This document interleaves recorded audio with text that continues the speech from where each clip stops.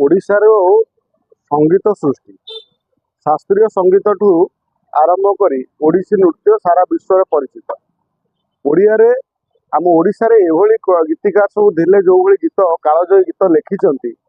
वर्तमान आमे जो पीढ़ी पर पीढ़ी से गीत शुणिले भी से गीत केबे मन को माने मन भितर कौन सी मुहूर्त भी हटू नहीं। माने एभली गीत सब आमर पूर्व पीढ़ी माने गीतिकार माने तैयारी करछंती। संगीत निर्देशक जो जो जगन्नाथ को लेकिन जो भावावेगर जो भजन सब तैयारी होची ताकू आजिकल ट्रेंडिंग रे कौन करछंती ना सबू से जगन्नाथ भजन गुड़ा को बर्तमान करछंती कौन ना ताकू आधुनिक रे कर दउछंती। आधुनिक गीत वास्तव में ये ऊपर कौन सी गोटे लगाम नहीं। जो गीत को गोटे गीत कला माने गोटे भजन को गोटे आधुनिक को कन्वर्ट करिया पई गोटे जो लगाम दरकार अच्छी जो से लगाम छड़ा बर्तमान आम समस्ते एते साहस एमानकर कोठु आउची जे गीत जो गुड़ा पुराना गीत जो गुड़ा को आमे जो गीत शुणिले भाव जागृत हुए जगन्नाथंकर से गीत को जे लुबुन टुबुन हो बा बाकी हो से जो पप्पू पम्पम हो ये जो गीत गुड़ा को सबू ताकू नहीं कि करूचंती माने आधुनिक गीत करूचंती। ये आधुनिक गीत करने पूर्व थोड़े भाविबा दरकार ये गोटे भजन जो भजन को आमे से भजन स्वर रे आमे जो भजन स्वरटी जे तैयारी करथिला जो जो कंठशिल्पी जो जो संगीत निर्देशक से केते परिश्रम करथिबे जगन्नाथ पाई आपण ताकू ए जो उदंडी नाच नाचिया पाई ना उदंड नाच नाचिया पाई आपण ए जो गीत करूचंती सस्ता पब्लिसिटी पाई आ द्वारा कोन होची ना एदिरे आमर जो संस्कृति जो अच्छी ओडिया गीत जो जगन्नाथ भजन अच्छी तार गारिमा हानि होची। आमे देखिले काली गत काली 2 दिन है गोटे भिडियो बर्तमान पूरा भाइराल होची जो पूर्व ना पश्चिम ओडिशा आमे जा कहते रुकुसुना आमर ह्यूमान सागर कटकर ये जो भली बाणीकंठ गीत को कदर्य कले आउ टिटिकारी माइला को दांत नेफेड़े जो गीत गाइले ये या द्वारा आमे कौन आदर शिक्षा पाउचंती जे एमान को कोउठ ना कोउठ एमान ही खुराक जोगौचंती जो गीत गुड़ा को माने माने पुराना गीत गुड़ा को जो गुड़ा आमर जो जो जोटा पोथी पुराण सहित समान जो गीत गुड़ा को ताकू एमाने आजिर जो कंठशिल्पी माने ताकू टिटिकारी उड़ौचंती। टिटिकारी मारिकी जेमिति दांत नेफेड़े की जो भली गीत गाउचंती माने आश्चर्य लगुची। आपण जणे जणे सिंगर आपणकर निजर जो गीत गाइचंती से गीत गुड़ा को लोक शुणुचंती लोक आपण गीत रे भाव बेउल होउचंती काना आपण माने मध्य भजन गाइचंती। आउ जणे भजन सिंगर को जणे जी आमर ओडिशार संगीत आरंभ करथिले माणिकंठ निमाय हरिचंद जगन्नाथंकर एते सुंदर सुंदर गीत गाइचंती बाजिले जगन्नाथंकर भाव जागृत हुए सेही भली गीत को आपण कदर्य करिया को पछौ नांती। बाकी रहा ये सब कहीं होची आपर आम शुणुंट मनोज मिश्र प्रतिक्रिया।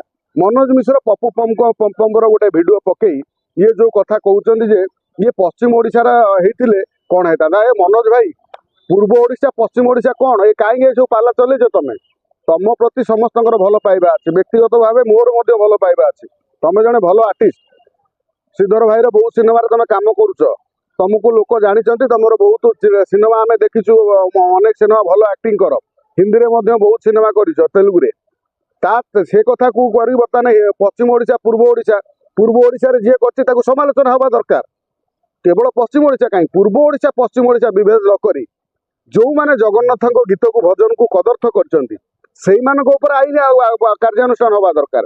आम मानकर कौन ओडिया लोक मानकर प्रकृति जे आमे सबू शुणी चुप रही आमे आउ प्रतिवाद करवा नहीं।